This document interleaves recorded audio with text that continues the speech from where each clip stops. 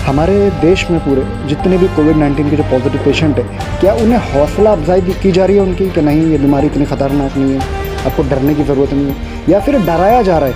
जब जब आप पेपर पढ़ रहे हो कोविड-19 के इतने इतने केसेस हो गए, मोबाइल पे कॉल लगाओ तो कॉलर ट्यून अलग, तो क्या लगता है आपको हमें डराया जा रहा है या हौसला दिया जा रहा है? डराया जा रहा है, कोविड-19 के हिसाब से डराया जा रहा है। और कोविड-19 अपनी है महाराष्ट्र में क्यों है, मगर बाकी बंगाल में अभी इलेक्शन चालू है, वहाँ पे कितनी भीड़ भाड़ है, वहाँ पे तो कोविड-19 नहीं है।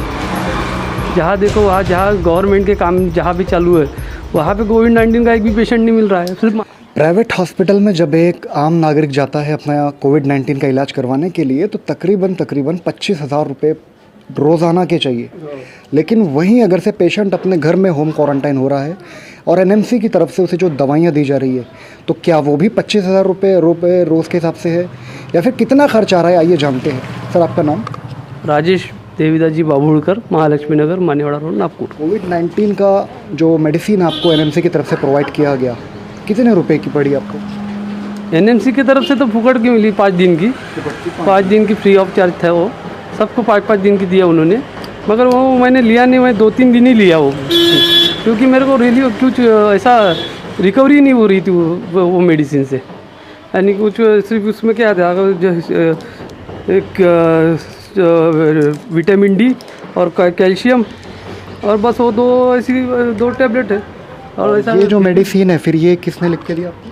मैं वो टाकरखेड़े करके हॉस्पिटल है हमारे यहाँ, तो उन्होंने मेरा ट्रीटमेंट किया कोविड का, उन्होंने मेडिसिन लिख के दिया। ज़्यादा से ज़्यादा तो उन्होंने 3 दिन का 250 रुपये का दवाई दिया।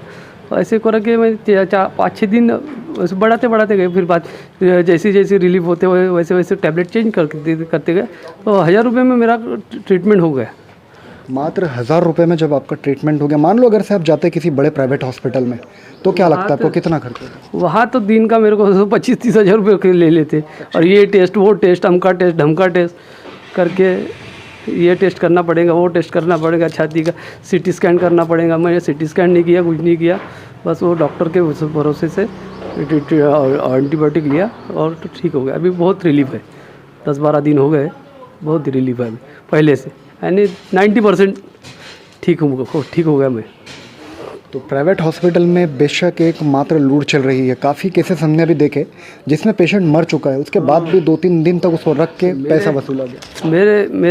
हमारे यहाँ पे एक झाड़े करके है, उनका लड़का मर गया, तो 25 ज़्यादा से ज़्यादा 45 साल, मेरी उम्र का होगा, 45 साल का। कैसा था? बहुत ज़्यादा सीरियस हो गया था? सीरियस कुछ नहीं, बस रात को कुछ तो भी सांस फूल के आई बोले, और एडमिट किया तो दूसरे दिन चलते बोले। गवर्नमेंट हॉस्पिटल में? नहीं, गवर्नमेंट, हाँ गवर्नमेंट में लेके गए थे उसको, प्राइवेट में तो नहीं थे। तो क्या इतनी ख़तरनाक है ये कोरोना बीमारी कि इंसान को आज बस शाम में सांस फूलने लगे, रात में उसे हॉस्पिटल में भर्ती कराया जाता है और सुबह डेथ हो जाती है? ये कैसी बीमारी है?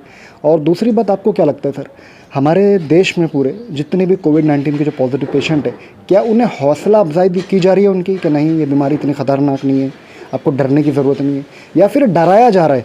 जब जब आप पेपर पढ़ रहे हो कोविड-19 के इतने इतने केसेस हो गए, मोबाइल पे कॉल लगाओ तो कॉलर ट्यून अलग, तो क्या लगता है आपको हमें डराया जा रहा है या हौसला दिया जा रहा है? डराया जा रहा है, कोविड-19 के हिसाब से डराया जा रहा है। और कोविड-19 अपनी है महाराष्ट्र में क्यों है, मगर बाकी बंगाल में अभी इलेक्शन चालू है, वहाँ पे कितनी भीड़ भाड़ है, वहाँ पे तो कोविड-19 नहीं है।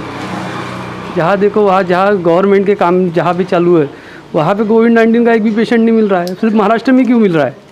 ये भी एक सोचने लायक बात है कि सिर्फ और सिर्फ महाराष्ट्र में क्यों इतने तेज़ी से पेशेंट बढ़ रहे हैं। और इंडिया में जो आंकड़ा आ रहा है, इंडिया के आंकड़े के मान से महाराष्ट्र का आंकड़ा बड़ा दिख रहा है उससे, यानी वहाँ पे 27,000 होगा, 50,000 होगा, तो यहाँ पे 27,000 महाराष्ट्र का ही है। यानी आधे से ज़्यादा महाराष्ट्र में कोविड-19 लोग मिल रहे, पेशेंट मिल रहे। तो ये महाराष्ट्र में क्यों, बाकी शहरों में क्यों नहीं, बाकी जैसे बड़े शहरों में क्यों नहीं आ रहा? तो इस बात पे हमें गौर करना चाहिए कि हमारे महाराष्ट्र में क्यों इतनी तेज़ी से बढ़ रहा है।